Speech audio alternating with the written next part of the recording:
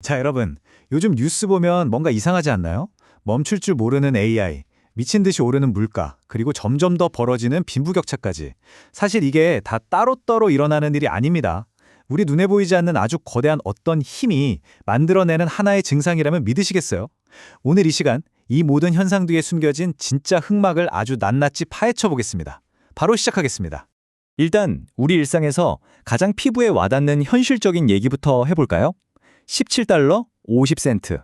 이게 지금 미국 맥도널드에서 파는 비가치 세트 하나 가격이에요. 우리 돈으로 치면 햄버거 세트 하나에 2만 원이 훌쩍 넘는 거죠. 와, 진짜 말이 안 되는 가격이잖아요.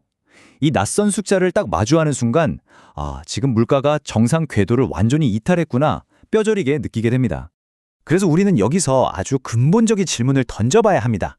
이게 우리가 학교에서 배웠던 그런 평범한 인플레이션일까요? 아니면 아예 완전히 다른 차원의 현상일까요? 생각해보세요. 소가 자라서 고기 패티가 되기까지는 몇 년이라는 물리적인 시간이 필요하죠. 그런데 지금 시장에 풀리는 돈은 어떤가요? 그냥 클릭 한 번이면 무한대로 복사가 됩니다. 돈이 물리적 현실의 속도를 아주 까마득하게 추월해버린 엄청난 기형적 팽창인 셈이죠. 이런 왜곡된 현상은 우리 일상 공간마저 아주 잔인하게 갈라놓고 있습니다. 비행기 탈 때 한번 떠올려 보세요. 갈수록 이코노미석은 무릎 하나 제대로 펴기 힘들 만큼 좁아지고 있죠? 그런데 커튼 너머 1등석이나 비즈니스석은 아예 호텔방처럼 넓어지고 있습니다. 기술이 발전하면 우리 모두가 편해져야 하는데 실제로는 다수의 공간을 뺏어서 극소수만을 위한 럭셔리 비행 요새를 짓는 데 쓰이고 있다는 거예요. 근데 이 양극화가 교육적으로 가면 훨씬 더 소름 돋게 나타납니다. 지금 미국 아이비리그 1년 학비랑 생활비가 무려 15만 달러 2억 원에 육박합니다. 아니, 사실 챗 GPT 같은 AI가 나온 이후로 순수한 지식 자체는 이제 거의 공짜나 다름없잖아요. 그런데도 부모들이 1년에 2억 원이라는 어마어마한 돈을 쏟아붓는 이유, 지식을 사려는 게 절대 아닙니다. 바로 소수 엘리트 자본주의라는 그들만의 단단한 성벽, 그 안으로 자기 자녀를 밀어넣기 위한 아주 비싼 입장권을 사고 있는 거죠. 자, 그럼 첫 번째 섹션, 100년의 거대한 이동, 기술은 어떻게 돌연변이가 되었나? 입니다. 도대체 언제부터 모든 게 이렇게 뒤틀리기 시작했는지 지난 100년의 경제 흐름을 쫙 훑어보면서 그 돌연변이 과정을 한번 짚어보겠습니다. 타임라인을 보면 이 거대한 변화가 어떻게 쌓여왔는지 한눈에 들어옵니다. 1920년대 대량 생산 시대의 풍요로움을 지나서 1970년대 이른바 닉슨 쇼크 때 돈이 금이라는 물리적 제약에서 완전히 풀려난 게 아주 결정적인 변곡점이었어요. 그 이후로 2000년대 빅테크 기업들이 탄생했고 마침내 지금 2020년대 AI 트리점까지 도달하게 된 겁니다. 물리적 한계에 딱 묶여있던 경제가 이제는 끝없는 디지털 신용과 인공지능이 주도하는 거대한 괴물로 변해버린 역사인 거죠.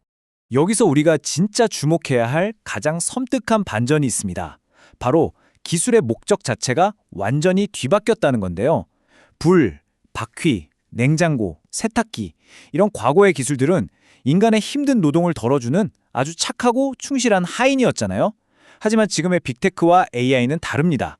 겉으로는 우리를 돕는 척하지만 실상은 우리의 관심, 우리의 데이터, 심지어 영혼까지 24시간 내내 채굴하도록 설계된 통제불능의 주인으로 돌연변이를 일으킨 겁니다. 참 아이러니하죠? 세탁기가 우리한테 귀중한 여유 시간을 벌어줬는데 이제는 그 여유 시간을 스마트폰 알고리즘이 남김없이 다 훔쳐가고 있으니까요. 이어서 두 번째 섹션, 천조 달러 괴물, 양자 자본주의의 탄생입니다. 일상의 불만을 넘어서 오늘 이야기의 진짜 흑막이라고 할 수 있는 현대 자본의 거대한 스케일을 정면으로 마주해볼 차례입니다. 천조 달러, 영어로는 원 쿼드릴리언이라고 하죠. 여러분, 이 숫자 상상이나 되시나요? 이게 지금 전 세계 파생상품 시장의 추정 규모입니다. 정말 우리의 인지 능력 자체를 가볍게 무시해버리는 우주적인 스케일인 거죠. 이제 돈이라는 건 눈에 보이는 공장이나 땅의 가치를 이미 아주 아득하게 추월해버렸습니다. 특히 팬데믹 이후를 생각해보세요. 인류는 지난 100년 동안 찍어낸 돈보다 훨씬 더 많은 돈을 아주 단기간에 쏟아냈습니다. 그러다 보니 지금 자산의 90%는 데이터, 특허, 파생상품 같은 눈에 보이지도 않는 무형의 것들이에요. 심지어 거대 빅테크 기업들이 금고에 쌓아둔 현금만으로도 웬만한 국가 하나를 통째로 살 수 있을 정도니까요. 한마디로 돈이 중력을 완전히 잃어버리고 지구의 물리적 한계나 생물학적 시간의 제약 밖으로 날아가 버린 겁니다. 우리는 이 현상을 양자 자본주의, 퀀텀 캐피탈리즘이라고 부를 수 있습니다. 수백, 수천조에 달하는 거대한 자본이 마치 양자 파동처럼 확률로만 둥둥 떠다니는 거예요. 그러다가 인간의 희생이나 도덕적 가치 같은 건 가볍게 무시한 채 오직 가장 높은 수익을 내는 곳이 나타나면 그쪽으로 순식간에 붕괴하면서 쫙 몰려드는 겁니다.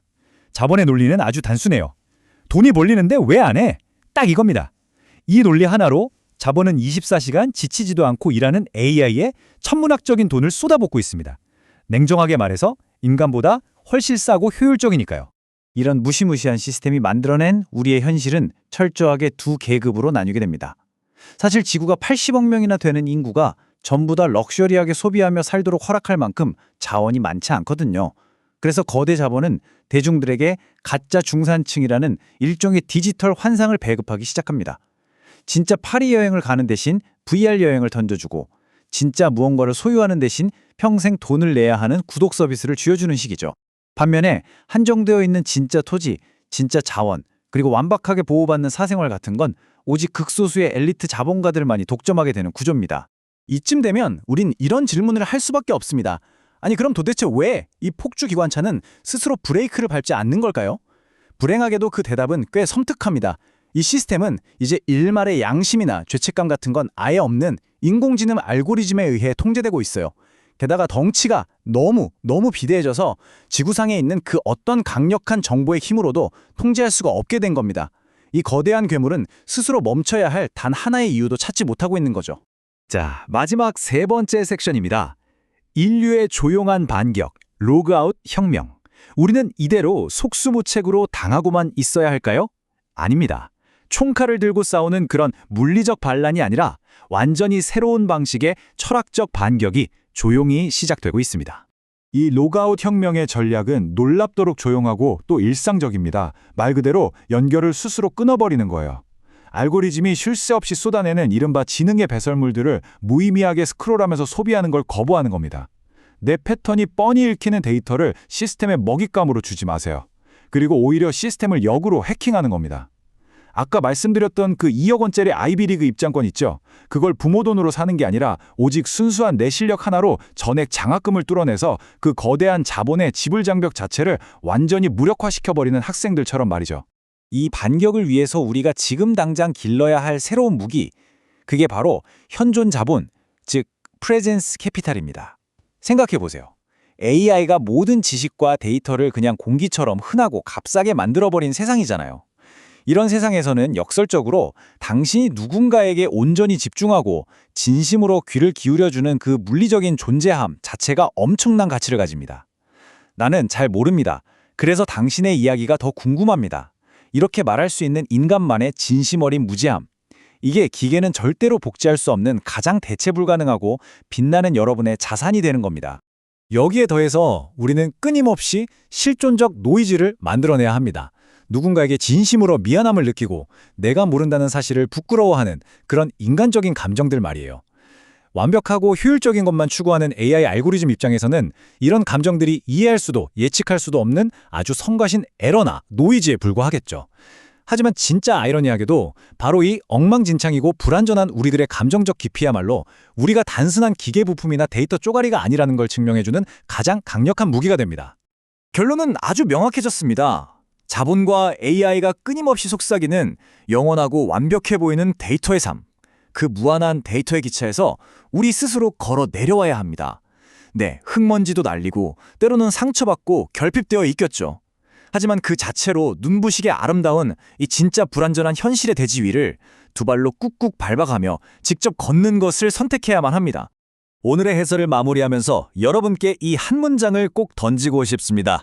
결핍이여, 나의 무기여, 나를 끝까지 인간으로 남게 해다오. 거대한 자본과 데이터가 우리의 모든 것을 지배하려고 드는 이 차가운 초자본주의 시대에 여러분은 여러분의 흠집과 불완전함에 기꺼이 껴안고 끝까지 인간으로 남는 이 위대한 혁명에 동참하시겠습니까?